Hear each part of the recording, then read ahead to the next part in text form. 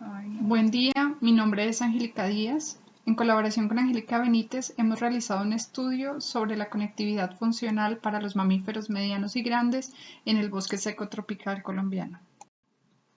El bosque seco tropical es un ecosistema en peligro crítico de extinción, con solo el 8% de su cobertura original persistente, por lo que su biodiversidad se ha visto altamente afectada. En Colombia, el bosque seco tropical ha sido clasificado en 6 regiones contrastantes por sus suelos, clima y presiones antropogénicas. En este estudio se abordaron 5 de las 6 regiones: Caribe, Valle Geográfico del Río Cauca, Valle Geográfico del Río Magdalena, Norandina y Patía. De ellas, no existe un inventario completo de los mamíferos, pero para la región Caribe se han realizado grandes esfuerzos y se han registrado 60 especies, lo que representa el 11.6% de la biodiversidad de mamíferos de Colombia. Dentro de los mamíferos registrados en el bosque seco, se destaca la presencia de 11 especies de carnívoros, uno de los grupos faunísticos más vulnerables a los cambios relacionados con la pérdida en cantidad y calidad del hábitat, entre ellos los más grandes del neotrópico, el jaguar y el puma, especies carismáticas cuyas observaciones son pocas y cada vez menos frecuentes. Sin embargo, una especie más común dentro de los registros de mamíferos ha sido otro felino, el ocelote, un mesocarnívoro con amplio rango de distribución y requerimientos para su sobrevivencia poco específicos. En este estudio, el ocelote se ha propuesto como una especie focal, teniendo en cuenta la abundancia de registros biológicos respecto a otras especies con características biológicas y ecológicas propias de otros carnívoros, que permiten vincular los requerimientos de la mayoría de especies de mamíferos medianos y grandes simpátricos dentro de las estrategias de conservación, sin requerir el estudio individual de cada una de ellas. De esta manera, garantizar la conservación de una especie como el ocelote garantiza parcialmente la de otras especies. La elaboración del análisis de conectividad funcional requirió de la definición de áreas núcleo a partir de las características ecológicas de la especie focal y de la selección de variables que favorecen o limitan la conectividad funcional de los mamíferos medianos y grandes que integran esta comunidad.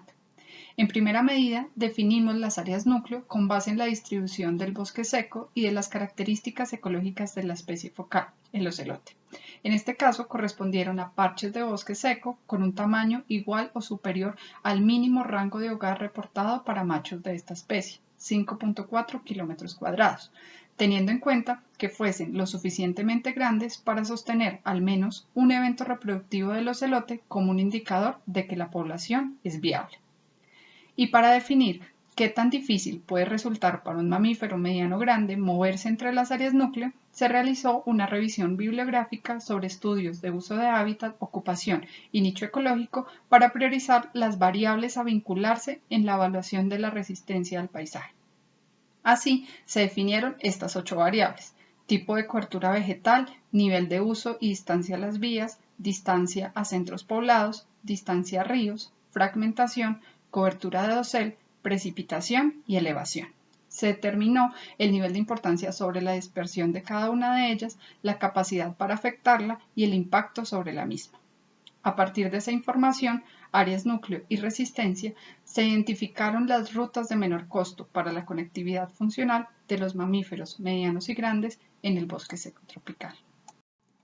En el mapa se puede observar la matriz de resistencia del paisaje. En verde, las áreas con menor resistencia y en rojo, las áreas con mayor resistencia para la dispersión o movilidad de los mamíferos medianos y grandes entre las 197 áreas núcleo identificadas. Las áreas núcleo se clasificaron en 2 categorías de importancia de acuerdo con el aporte de cada una de ellas a la conectividad funcional a través de un análisis de centralidad. La desaparición de una de las áreas de muy alta importancia, en el mapa de color negro, afectaría la conectividad de toda la región, ya que las especies requerirían aumentar las distancias de recorrido y el tiempo de exposición en áreas de mayor resistencia para su movilidad.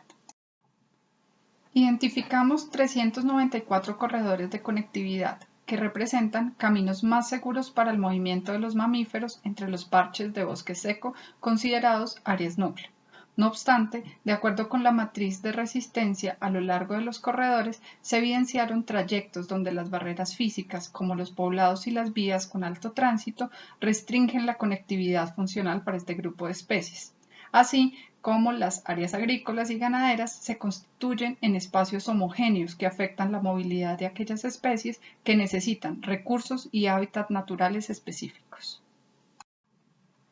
La mayor disponibilidad de áreas núcleo se encuentra en la región Caribe, donde se identificaron el 61.4% de las áreas núcleo del país.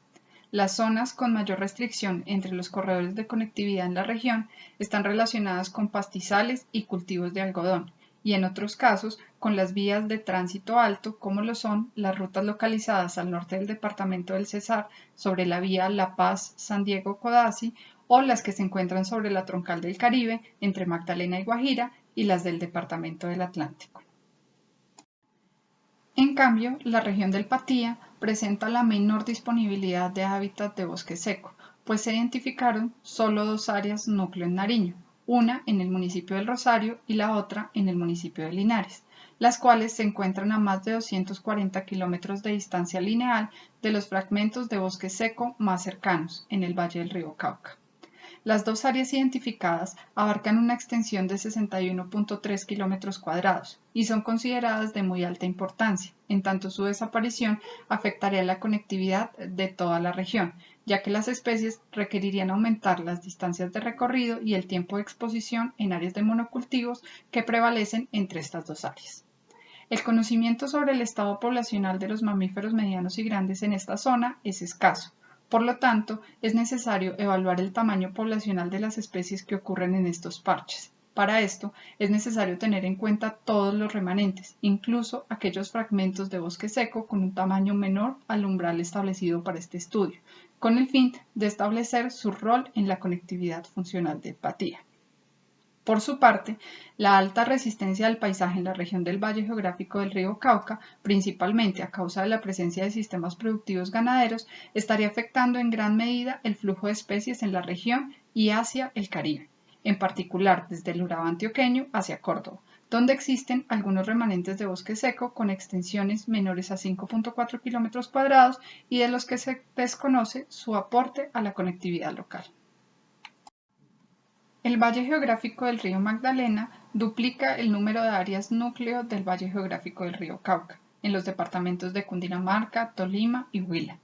Tres de las áreas núcleo tienen una extensión mayor a las 12.000 hectáreas y una alta contribución a la conectividad de la región, principalmente interrumpida por agroecosistemas de monocultivos como los arrozales.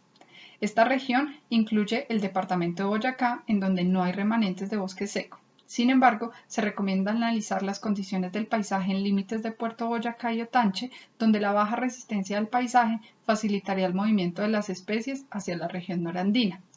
la cual, en cambio, sí presenta una conexión con la del Caribe, dada la baja accesibilidad por vías con alto tránsito y la presencia de parches de bosque subandino, específicamente entre los municipios del Carmen, en norte de Santander, y los del centro y sur del Cesar. El bosque seco y los mamíferos medianos y grandes que lo habitan requieren de acciones inmediatas y permanentes para garantizar su conservación. Las áreas núcleo y corredores identificados en este estudio pueden ser empleados por los tomadores de decisiones como insumo para implementar acciones de conservación, enfocadas, por ejemplo, en el apoyo a las áreas protegidas existentes, la constitución de reservas privadas de la sociedad civil, la adecuación y el diseño de pasos de fauna en la construcción de las vías de última generación, la ejecución de planes de compensación ambiental y la estructuración de planes de manejo donde la infraestructura natural y las buenas prácticas sean determinantes en los sistemas de producción, de tal manera que se aumente la heterogeneidad de los paisajes en favor de la conectividad y la conservación de la biodiversidad. Muchas gracias por su atención.